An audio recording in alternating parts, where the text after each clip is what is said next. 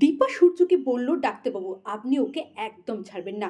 এখন এটা প্রমাণিত যে ভিক্টর আপনার কত বড় ক্ষতি চাইছে, তাই আমি বলছি আপনি ওকে ছাড়বেন না। হ্যাঁ বন্ধুরা, অনুরাগের ছোঁয়ার আগামী পর্বগুলিতে আপনারা ঠিক এমনটাই দেখবেন।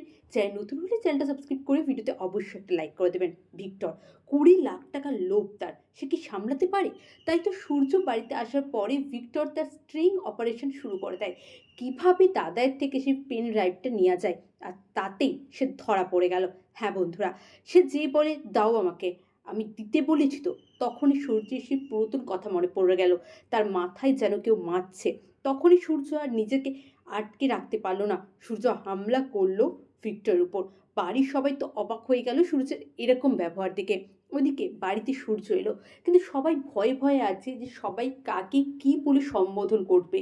কারণ সোনারূপা যাকে যা বলে ডাকছে, সূর্যও তো সোনারূপাকে নকল করছে। তাই সবার খুব ভয় এটা নেই।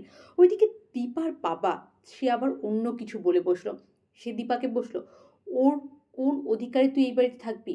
ও তো তোর এখন স্বামী নয়। তুইও ভেবে দেখেছিস যে ওর এখনকার স্ত্রী এসে যদি অধিকার দাবি করে, তখন তুই কোথায় যাবি? তা আমি বলছি দীপা, দীপা তুই আমার কথা শোন। তুই আমার সাথে এখান থেকে চল, তোকে এখানে থাকতে হবে না। এরা তোকে কিচ্ছু ফিরিয়ে দিতে পারবে না। এরা শুধু সারা জীবন তোর কাছ থেকে নিতে থাকবে। আর আমি বাবা হয়ে সেটা সহ্য করতে পারবো না।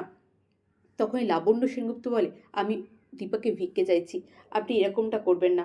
সূর্যের এখন যা অবস্থা, সূর্য যদি না দীপাকে পায়, ও আরও ভায়োলেন্ট হয়ে উঠবে।